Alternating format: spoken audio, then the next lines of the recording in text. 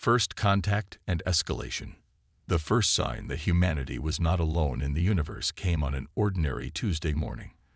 Dr. Elena Reyes was monitoring deep space signals at the Arecibo Observatory in Puerto Rico when an unmistakable pattern emerged from the cosmic background noise. It wasn't random. It wasn't natural. It was a message.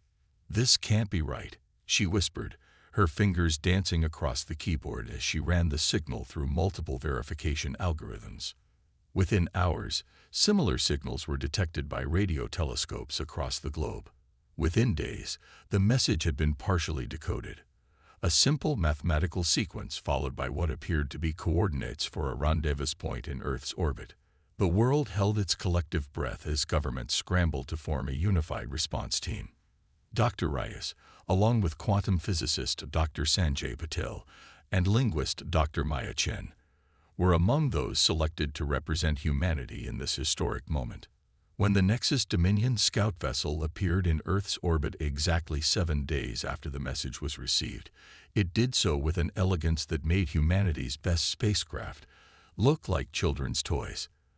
The sleek obsidian craft seemed to bend light around itself, a technological marvel that immediately made clear the vast gap between Earth's technology and whatever civilization had sent this emissary. Initial communications were cautious but promising. The aliens called themselves the Taraxians, representatives of a vast interstellar coalition known as the Nexus Dominion.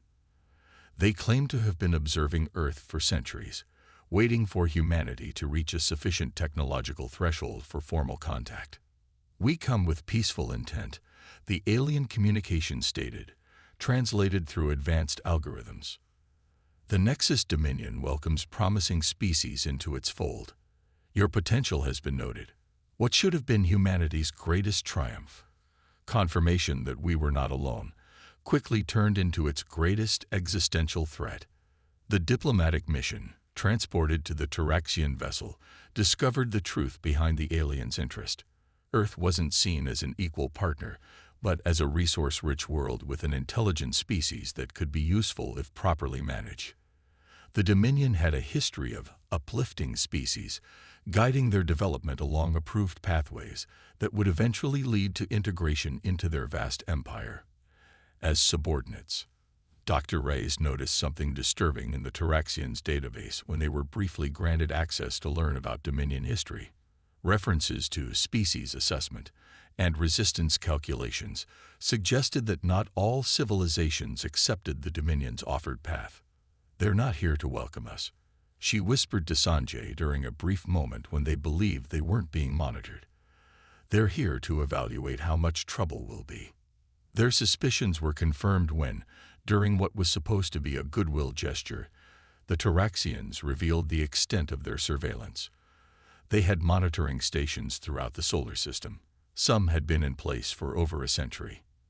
They had detailed files on Earth's militaries, governments, and technologies. They knew our strengths and weaknesses better than we did ourselves. "Your nuclear capabilities are primitive but concerning," the Taraxian ambassador, a tall, slender being with iridescent skin that shifted colors as it spoke, informed the human delegation. "The Dominion Council has determined that a measured demonstration may be necessary to ensure peaceful integration." The measured demonstration came without warning. 3 orbital platforms, previously cloaked from Earth's detection systems, activated simultaneously. They didn't target military installations or government centers, as humans might have expected in warfare. Instead, they struck seemingly random locations across the globe: a portion of the Amazon rainforest, an area of the Pacific Ocean, and an uninhabited region of the Australian outback. Where the energy beams touched down, matter simply reorganized. The forest twisted into impossible geometries, the ocean froze into crystalline structures that defied known physics, and the outback became a perfect mirror that reflected the sky. No human lives were lost, but the message was clear: resistance would be futile. What the Taraxians hadn't counted on was how humanity would interpret this demonstration. Instead of cowering, world leaders and military commanders recognized the attack for what it was: a calculated attempt at psychological warfare. They're trying to intimidate us, General Amara Okafor of the United Nations Defense Coalition stated in an emergency session. But notice what they didn't do. They didn't hit population centers. They didn't destroy our military capabilities. This suggests restraint, possibly due to limitations or rules of engagement. President Isabela Rodriguez of the Americas Union spoke next. If they could simply conquer us without resistance, they would have. This demonstration is meant to make us surrender without a fight. That means they believe a fight would cost them. The Tyraxians expected submission following their display of power. They had calculated, based on their observations of human history, that a clear demonstration of technological superiority would trigger our survival instinct to avoid conflict. Their algorithms predicted a 94.3% probability of immediate capitulation. They were wrong. When the human delegation returned to the orbital meeting point, they brought with them not terms of surrender, but questions, probing, specific questions about the technologies they had witnessed, about Dominion governance structures, about the status of other uplifted species. Dr. Patel and Dr. Chen had worked through the night to develop a linguistic strategy that would extract maximum information while appearing to be merely the curiosity of an overawed species. The Tyraxian representatives, believing they were dealing with a properly intimidated civilization, revealed more than they intended. They spoke of resource extraction methodologies, of how Earth's water and mineral wealth would be efficiently allocated throughout the Dominion. They mentioned population management protocols that would be implemented to ensure humans remained at sustainable levels. Meanwhile, on Earth, something unprecedented was happening. Instead of fracturing along existing political divisions, nations were quietly forming alliances. Information was being shared across borders that had previously been hostile. Scientists and engineers who had been working on competing technologies suddenly found themselves collaborating in secure underground facilities. The Tyraxians observed these movements but misinterpreted them. Their analysis suggested that humans were merely organizing to negotiate more favorable terms of surrender. Their species psychology database had no framework for understanding what was really happening. Humanity was preparing for a fight it knew it couldn't win through conventional means. Dr. Rice made a critical discovery during their third meeting aboard the Tyraxian vessel. While being shown a holographic display of Dominion territory, she noticed a pattern in how various species were classified. Some were labeled as fully integrated, others as transition phase, and some, ominously, as remediation in progress. When she casually inquired about the last category, the Tyraxian guide hesitated before explaining that some species required additional guidance to overcome biological limitations. In that moment, Alina understood the truth. The Dominion didn't just subjugate other species, it fundamentally altered them when they didn't conform to expected parameters. As the diplomatic exchange continued above, Earth's greatest minds were working feverishly below. In hidden laboratories, they studied the altered regions where the Tyraxian weapons had struck. In secure communication centers, they analyzed every bit of Tyraxian language and technology they could access. In military installations, they ran countless simulations of asymmetric warfare against a vastly superior force. The breakthrough came from an unexpected source. 17-year-old Zombiki, a high school student from Nairobi, had been participating in a global crowdsourced analysis of the crystalline structures in the Pacific. Using nothing but publicly available satellite imagery and her mother's quantum chemistry modeling software, she identified something the experts had missed. The transformations aren't random.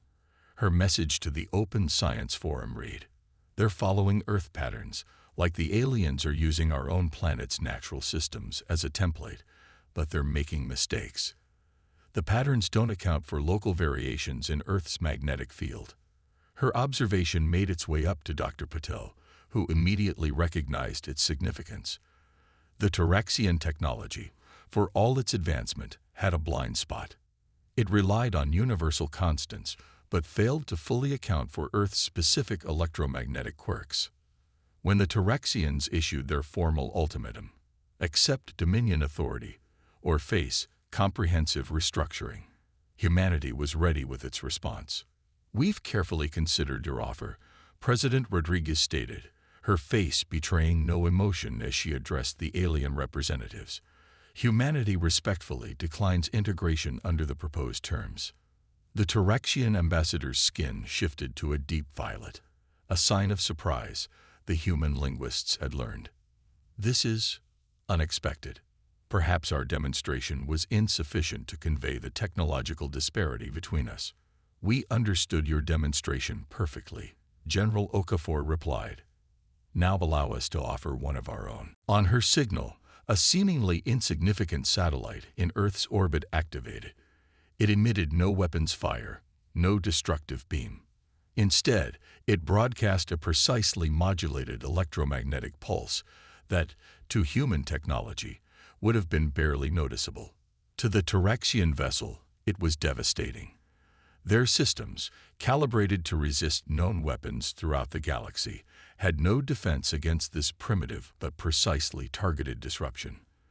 The pulse exploited the blind spot Zoe had identified, using Earth's unique magnetic field characteristics to amplify its effect. For a brief moment, the mighty ship's systems faltered, not enough to cripple it, but enough to demonstrate that humans had found a vulnerability in just 7 days of analysis. The Terexian ambassador's skin now pulsed with rapid color changes: shock, anger, confusion. This is impossible. Your species cannot have developed counter-technology so quickly." Dr. Reyes stepped forward. "We haven't had time to develop new technologies," she said simply. "We've simply figured out how to use what we already have in ways you didn't anticipate. That's what humans do when cornered." As the Terexian vessel retreated to a higher orbit to assess the situation, the ambassador transmitted a final message. "The Dominion will not tolerate this defiance. You have 3 of your Earth days to reconsider before we begin planetary adjustment procedures." On Earth, the message was received not with fear, but with grim determination. The clock was ticking, but humanity had done what it did best when faced with impossible odds. It had found a crack in the seemingly impenetrable armor of its adversary. And they were just getting started. The desperate innovation, the 3-day deadline imposed by the Nexus Dominion, felt both eternal and instantaneous.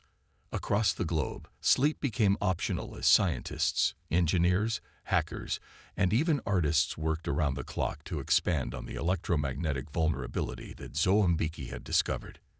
In Tokyo, quantum computing specialist Dr. Hiroshi Tanaka had converted his entire lab to analyzing the brief sensor readings they'd obtained during the demonstration against the Terexian ship.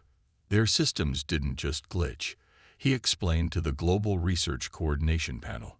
They exhibited symptoms of quantum decoherence, as if our pulse momentarily untethered their technology from its underlying physical principles. Meanwhile, in Lagos, the Nigerian Technological Defense Initiative had repurposed the continent's advanced solar array network. Instead of generating power, the arrays were now configured to function as a massive distributed electromagnetic sensor, mapping the subtle variations in Earth's magnetic field with unprecedented precision. "We're building the most detailed electromagnetic map of Earth ever created," explained Dr. Falemi Adeyemi, the project lead. "If the Terexians' technology has this blind spot, we need to know exactly where our planet's magnetic field can be leveraged most effectively." The Terexians weren't idle during this period. Their vessels deployed hundreds of small probes that began systematic scanning of Earth's infrastructure, military installations, and population centers. Some were detected and destroyed by hastily adapted defense systems, but most operated with impunity, gathering data for what everyone assumed would be the coming attack.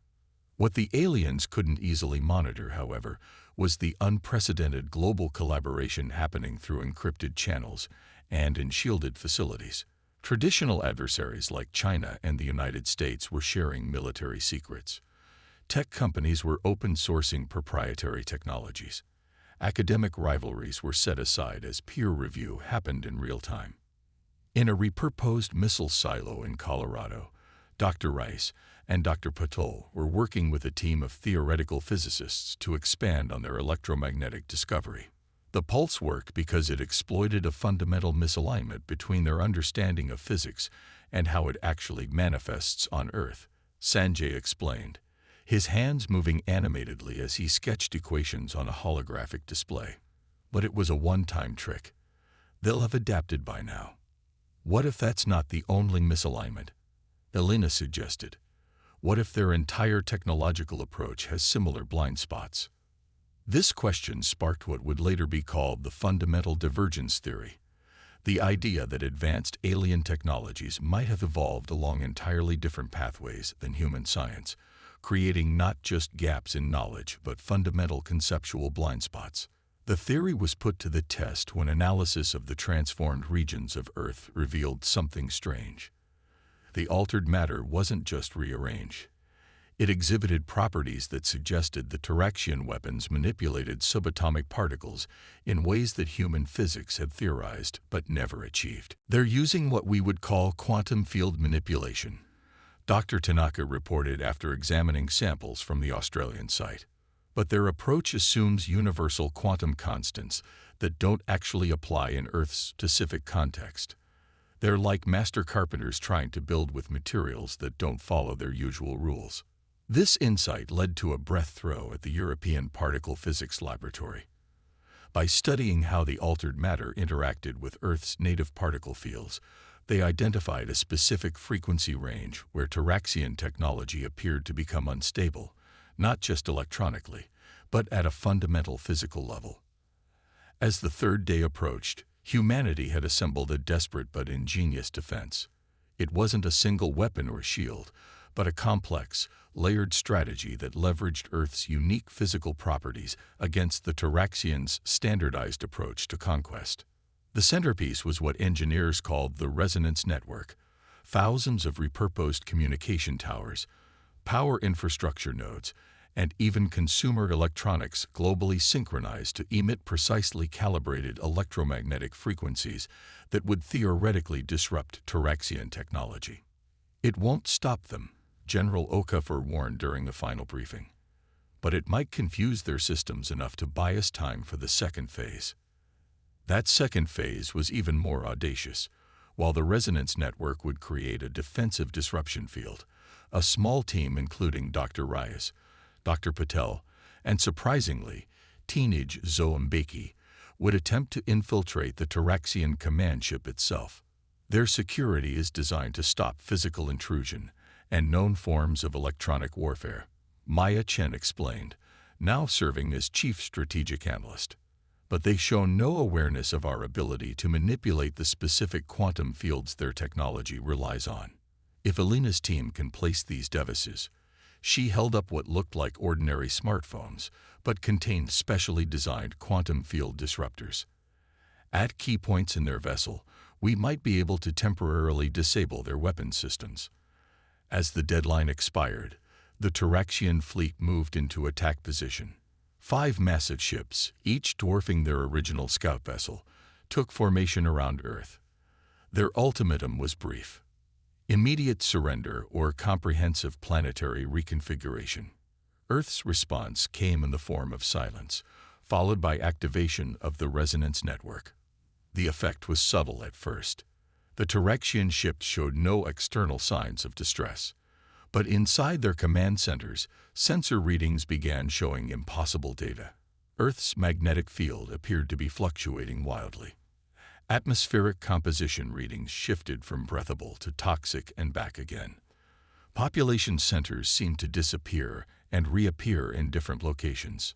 They're deploying countermeasures, the Taraxian fleet commander observed, skin rippling with patterns that signify calculation rather than alarm.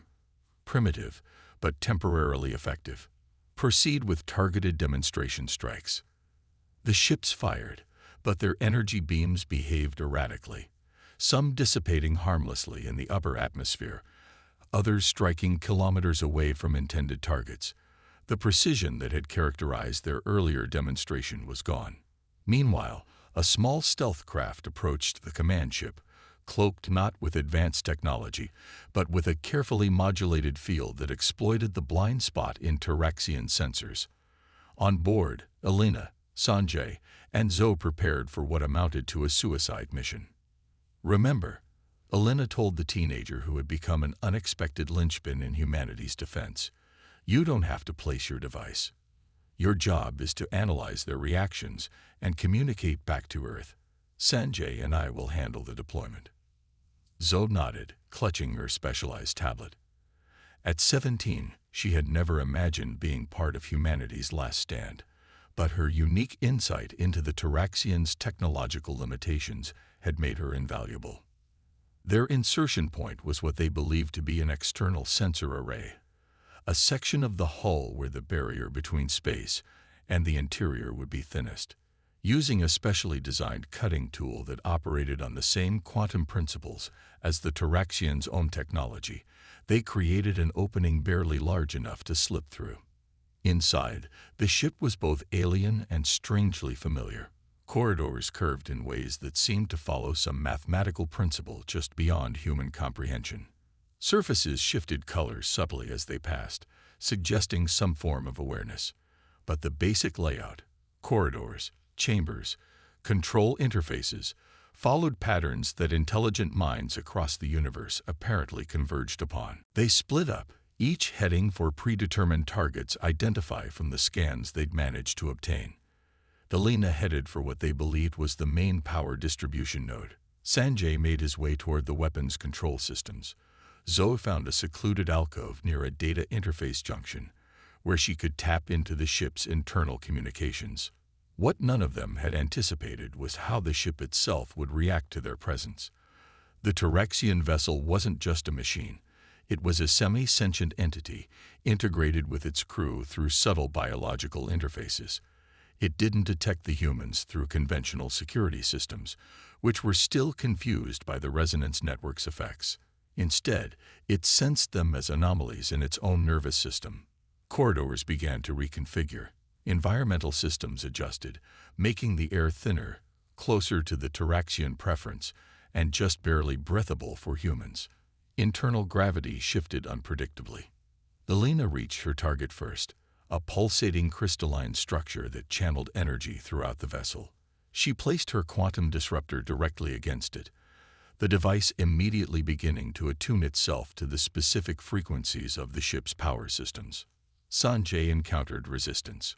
A group of Taraxian crew members were gathered around what appeared to be the weapons control interface, their skins flashing with urgent patterns as they attempted to compensate for the targeting errors. He couldn't approach without being seen, so he improvised, using a small drone they'd brought to deliver his disruptor to a secondary power conduit nearby. Zoe, meanwhile, had made the most surprising discovery. The data flowing through the ship's systems contained not just tactical information, but contextual assessments of humanity itself. Through her translator interface, she read with growing amazement.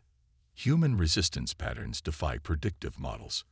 Cognitive adaptation rate exceeds all known species parameters. Recategorization urgent. Potential Class A divergent evolution path detected.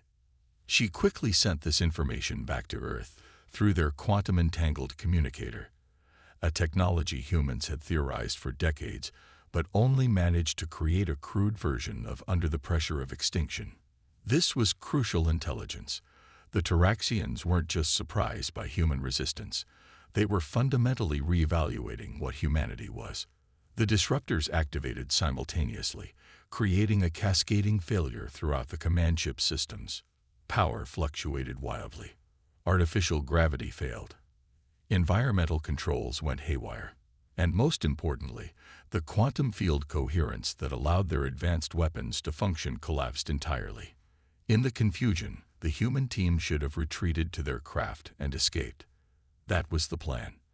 But Elena made a different decision when she saw a pulsating crystalline structure that was clearly some form of data storage. "Get to the ship," she told the others over their comm system. "I need 2 more minutes." Using techniques derived from studying the transformed regions on Earth, she managed to interface her modified tablet with the alien database. She wasn't trying to download it all. That would be impossible. Instead, she targeted specific information: Dominion fleet deployments, technological vulnerabilities, and most importantly, the location of other species who had resisted the Nexus Dominion. As alarms blared and emergency systems attempted to compensate for the disruptions, Alina finally retreated, the valuable data secured. The three humans barely made it back to their craft before the command ship's automated defense systems began to recover. As they disengaged from the hull and accelerated away, they witnessed an extraordinary sight. The 5 Tyraxian vessels, their systems compromised and internal communications in chaos, had broken formation. 2 of them appeared to be completely disabled, drifting in orbit. The others were attempting to regroup, but their movements were erratic. "Did we just win?" Zoe asked incredulously as their small craft raced back toward Earth. "No," Alina replied, studying the data she'd extracted. "We just bought ourselves time, and something much more valuable: knowledge." The information Alina had stolen revealed that humanity wasn't the first species to resist the Dominion successfully. There were others, scattered, hidden, but alive. And more importantly, there was evidence that the Dominion wasn't as unified as it presented itself to be. There were factions, disagreements about expansion policies, ethical debates about the treatment of developing species. As their craft re-entered Earth's atmosphere, Alina transmitted one final message to the Tyraxian command ship, now struggling to restore its systems. "We know you're reevaluating us. We suggest you do so carefully. We're not done surprising you." The counterattack and resolution. The aftermath of the infiltration mission brought humanity a precious resource it had not expected: time. The damaged Tyraxian fleet withdrew to a position beyond the moon's orbit, clearly regrouping and reassessing. Intercepted communications suggested a heated debate was occurring among the Dominion leadership about how to proceed.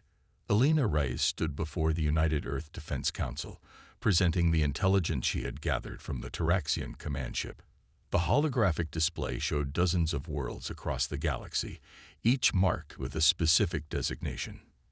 These, she indicated a cluster of green points, are what they call standard integration worlds, species that submitted to Dominion authority without significant resistance. She gestured to another group, marked in yellow. These are managed resistance cases, civilizations that fought back, but were eventually subjugated through conventional means. Then she highlighted a small number of red markers scattered widely across the galactic map. And these are what they designate as anomalous response scenarios, species that resisted in ways the Dominion couldn't predict or easily counter. Dr. Maya Chen leaned forward. "And they've now classified us in this category." "Yes," Alina confirmed. "According to their assessment protocols, we've been redesignated from pre-spaceflight developmental species to potential Class A divergent evolutionary path. Their entire approach to us is being reconsidered." General O'Keffer's expression remained skeptical. "This buys us time, but their technological advantage remains overwhelming. What are our options?"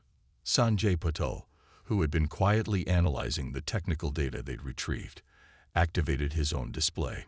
"We've identified 3 critical vulnerabilities in Dominion technology," he explained. "First, their quantum field manipulation systems are optimized for standard universal constants, but struggle with localized variations, like those found in Earth's unique electromagnetic environment. Second," he continued, "their neural interface systems, how the Tyraxians control their ships, operate on principles that assume certain cognitive processing patterns. Human neurological structure is fundamentally different, making our thought patterns essentially noise to their predictive algorithms.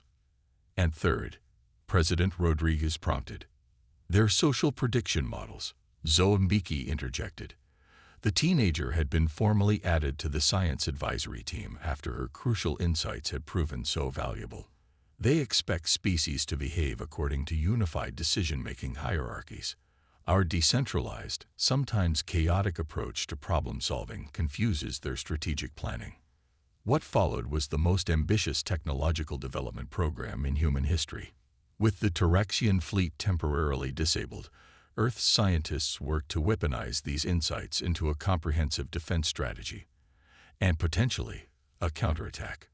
In orbital shipyards that had previously been civilian space stations, engineers constructed what they called dissonance projectors, devices that could generate targeted quantum field disruptions at a distance, essentially creating zones where Terrexian technology would malfunction.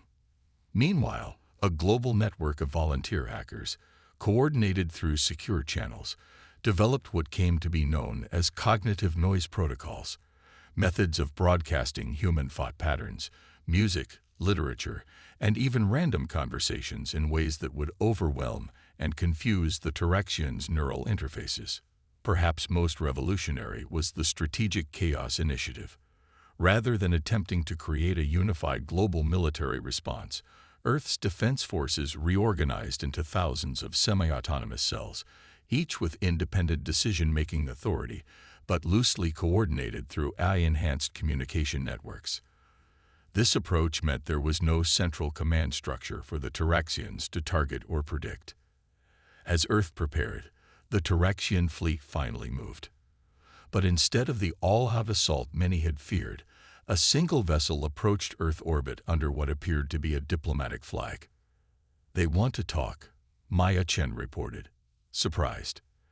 "They're requesting a face-to-face meeting with Earth's representatives."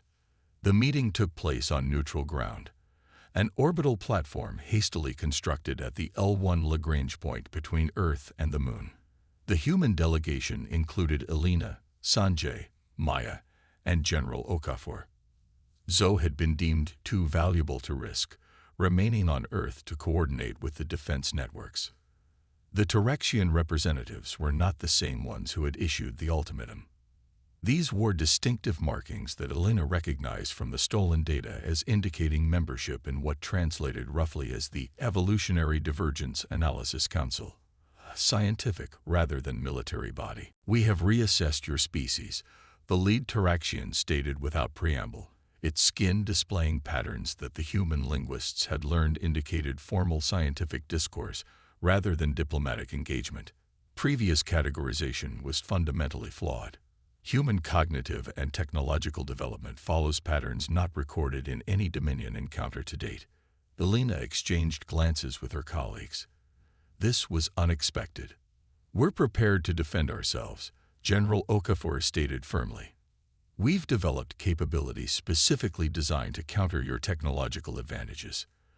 The Terrexian skin rippled in what they now recognized as the equivalent of thoughtful consideration.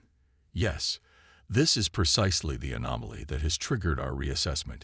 Your species developed effective counter-tactics to technologies you had never encountered, using principles you had not yet mastered, in timeframes considered impossible by Dominion standards." Another Terrexian stepped forward. "We have analyzed the quantum disruptors you placed aboard our command vessel. They should not have worked. The theoretical framework they operate upon should have been beyond your current scientific development stage by at least 300 years. Sanjay struggled to maintain his diplomatic composure. "We don't develop technology according to some predetermined timeline. We innovate based on need." "Precisely," the Terrexian replied, its skin now displaying patterns they hadn't seen before. "This adaptive acceleration capacity is unprecedented. Some among the Dominion Council believe it represents a fundamental threat to established galactic order. Others, the alien skin shifted to a new pattern, believe it represents an evolutionary path of immense potential value." "What exactly are you proposing?" Elena asked directly. "A reassessment period," the Terrexian responded. "The standard integration protocols clearly do not apply to your species. We propose a 50-year non-interference agreement, while both our civilizations evaluate potential modes of interaction." The humans were stunned. This was effectively an offer to recognize Earth's independence, something the stolen data had suggested was almost never granted to pre-spaceflight civilizations. "And if we refuse?" General Okafor asked, maintaining the pressure. The Terrexian skin darkened slightly. Then the military faction of the Dominion will likely prevail in our internal debate.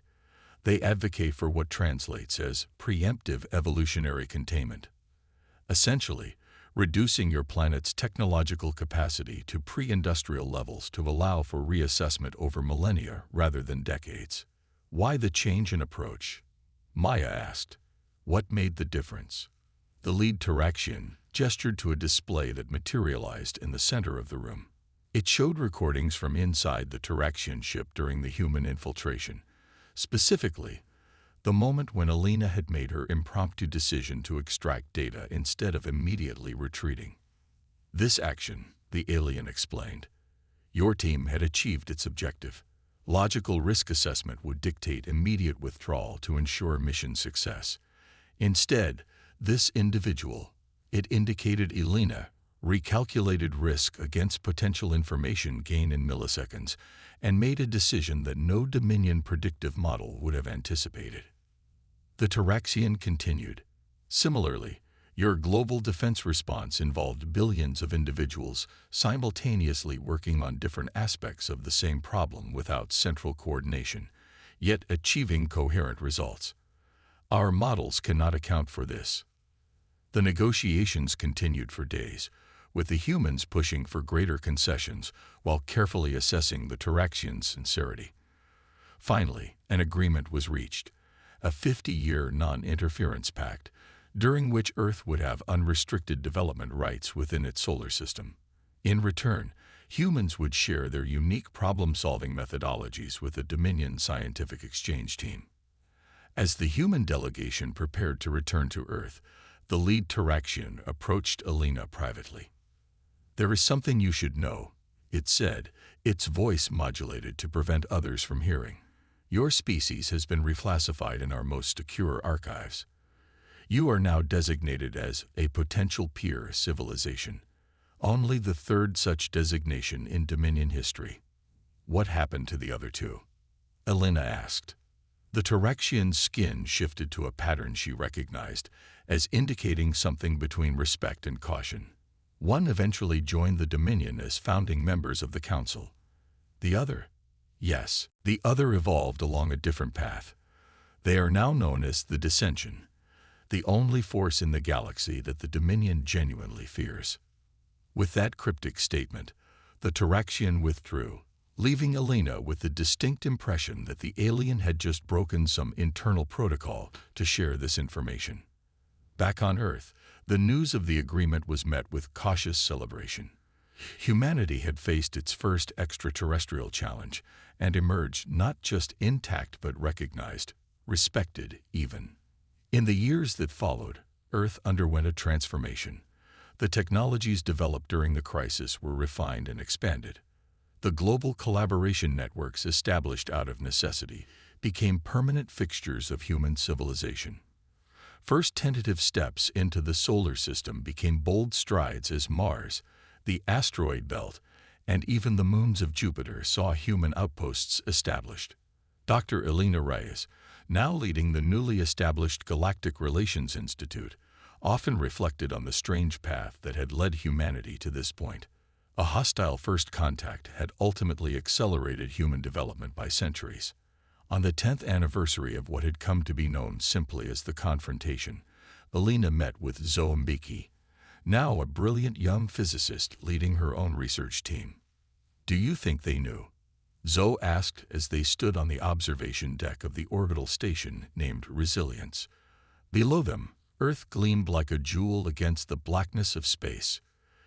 "Do you think the Taraxians understood what they were unleashing by threatening us?" Alina smiled. "I doubt it. Their models couldn't predict our response, remember? That was the whole point.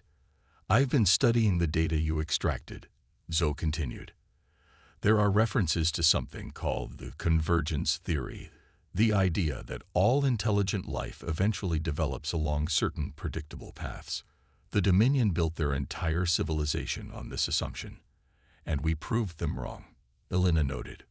"Not just wrong," Zoe replied thoughtfully. "We showed them a completely different possibility. That's why they backed off, not just because we found ways to fight back, but because we represented something fundamentally new in their understanding of how intelligence evolves. As they spoke, a communication alert sounded. It was from the Taraxian exchange team that had established a small base on Mars as part of the agreement. Dr. Reyes, the message read, "We have detected unusual activity at the edges of your solar system. Vessels not of Dominion origin have been observed. According to our records, they match signatures associated with the civilization known as the Dissension." Elena felt a chill run down her spine. The mysterious third, potential pure civilization the Taraxian had mentioned years ago, the one that had chosen a different path from the Dominion. "It seems," she said to Zoe, "that we've attracted the attention of more than just the Nexus Dominion. Is that a good thing or a bad thing?" Zoe asked. Elena looked out at the stars, considering the question. "I don't know, but if there's one thing we've proven, it's that humanity excels at situations where no one knows what comes next." As they watched, a new star seemed to blink into existence at the edge of their vision, a ship entering the solar system from whatever faster-than-light method it employed.